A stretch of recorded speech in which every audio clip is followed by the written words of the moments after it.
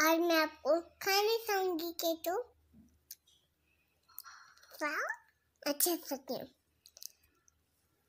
मामा गुड़ खा रही थी और इतनी मक्खी आ गई गुड़ में, फिन फिन फिन फिन कर रही थी। तब मामा को गुस्सा आया। तब मामा किसमें चाय पी रही थी? चाली में पी रही थी। एक भाई ने बॉल मारी, फिर वो टूट गई। मामा को गुस्सा आया। फिर तोता ने कहा गुस्सा ना करो। फिर उससे मामा ने उसकी बात सुन ली और अपने बच्चों को गुस्सा नहीं करना।